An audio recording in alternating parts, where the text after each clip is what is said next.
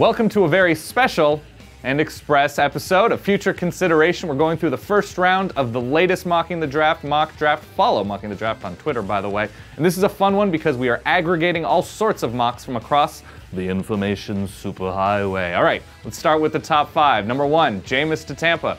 Expected, pro style, ready. They love him. He's relatively local because of where he went to school. It makes sense. Number two, Marcus Mariota. I still think he's the best quarterback in the draft, and the reason why, he is adaptable to anything any offensive coordinator wants to run, whether it's under center, whether it's in the shotgun. I think he has the capacity to learn. Number three, Dante Fowler to Jacksonville, gives them a future pass rusher, has the athleticism, has the physical ceiling to be great for many, many years. Number four, Leonard Williams. Could be the best player in this draft. I've said it before and I'll say it again. Oakland does have that need at receiver, but Leonard Williams available at four. Good teams make value plays. Pair him next to Khalil Mack. That's a big win. Number five, Washington, going with Vic Beasley, who I think is actually the best pure pass rusher in this draft. Not huge, but Washington needs that reinforcement up front. They need to go after the quarterbacks in the NFC East. I like this pick a ton. All right, let's skip around to the rest of the first round. At number seven, Kevin White. Love Kevin White. Chicago needs defense. There will be receivers. It's a very deep receiver draft. Later on, I think they need to go defense, whether it's Danny Shelton, Shane Ray, Randy Gregory.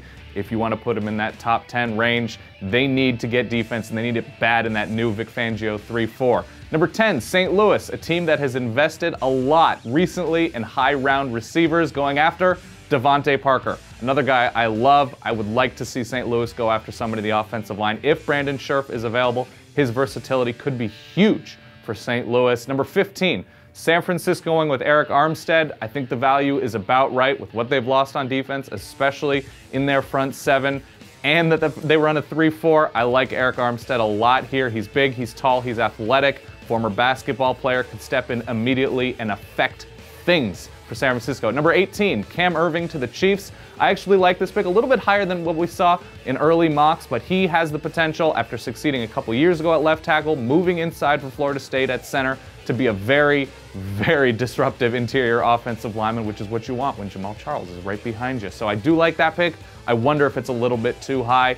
And number 20, the Eagles going with Landon Collins, the sure thing. Let's not call anybody a sure thing. A very, very close to sure thing safety success story in the NFL. The Eagles have that need at safety, and they themselves are also in the NFC East, just like Washington. They need to get after passers, and they need to stay with Odell Beckham Jr. They need to stay with Dez Bryant, and the Eagles investing in the secondary and free agency, going after Landon Collins at number 20, I think makes sense. Yes, they have that need at receiver, but again, I think the draft is replete with wide receiver talent, so I like them going safety here with Landon Collins. All right, let us know what you think in the comments. Of course, follow Mocking the Draft on Twitter. Check back every Monday morning leading up to the draft, and of course, be sure to catch our live special both before and after the draft here on SBNation.com.